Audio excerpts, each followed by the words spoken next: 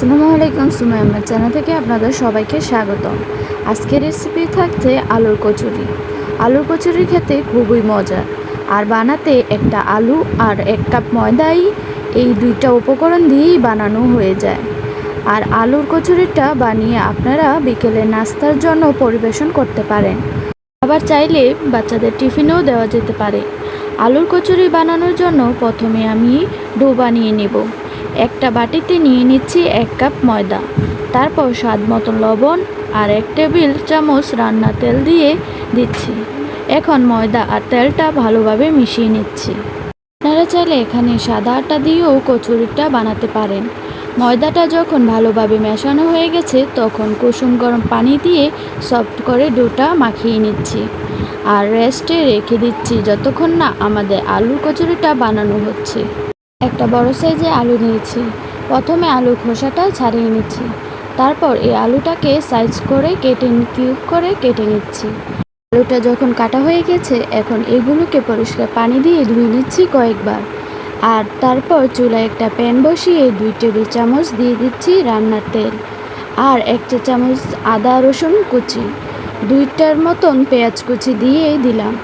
এসবগুলোকে যখন colour change হতে শুরু করেছে ঠিক ওই পর্যায়ে দিয়ে দিচ্ছি 1.4 চা চামচ পাঁচফোড়ন আর 1.4 চা চামচ গুঁড়া মশলা, মরিচ, হলুদ, ধনিয়া, জিরা গুঁড়া। এখন আগে থেকে টুকরা করা আলুগুলোকে দিয়ে দিচ্ছি আর পরিমাণ মতন লবণ দিয়ে দিচ্ছি। মশলার সাথে এখন আলুগুলো কষিয়ে নিয়েছি।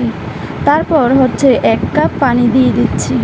ঢাকনা দিয়ে ঢেকে অপেক্ষা করেছি যতক্ষণ না আলুগুলো ভালোভাবে সিদ্ধ হয়ে আসছে। পানিটাও শুকিয়ে গেছে আর আলুটা সিদ্ধ হয়ে গেছে। এখন এখানে দিয়ে দিচ্ছি ধনিয়া পাতা আর কাঁচামরিচ কুচি। চুলা থেকে নামিয়ে নিচ্ছি। আমাদের আলুটা রেডি হয়ে গেছে আর এখন ময়দার ডোটাও সফট হয়ে গেছে। যে কয়টা কচুরি তৈরি করব ওই কয়টা ভাগ করে নিচ্ছি। আর এখান থেকে একটা ডো নিয়ে প্রথমে একটু বেলে একটা ছোট সাইজের রুটি বানিয়ে মাছ বরাবর আলুটা দিয়ে মুখটা ভালো করে বন্ধ করে দিচ্ছি। আবারও হালকা হাতে বেলে নিচ্ছি। বেলে নেওয়া হয়ে গেলে মিডিয়াম আঁচে রেখে গরম তেলের উপর ছেড়ে দিচ্ছি। 2 থেকে 3টার মতন একসাথে ভাজা যাবে যদি তেলটা একটু বেশি করে দেওয়া যায়। আর যদি অল্প তেলে ভাজতে চান তাইলে একটা করে ভাজতে পারেন। আর মাঝারি আছে ভাজলে দেখা যাবে একটু ফুলে উঠেছে। এগুলো কিন্তু এর থেকে বেশি ফুলবে না। কচুরি এইরকমই ফুলে থাকে। সবগুলো বানানো হয়ে গেছে। তো চলুন এখন একটা কচুরি ভেঙে দেখি ভিতর থেকে কতটা সফট হয়েছে। সহজভাবে আজকের এই রেসিপিটি আপনাদের সাথে শেয়ার করলাম। যদি ভালো লেগে থাকে তাহলে অবশ্যই লাইক, কমেন্ট, শেয়ার করে জানাবেন। ধন্যবাদ। আসসালামু আলাইকুম।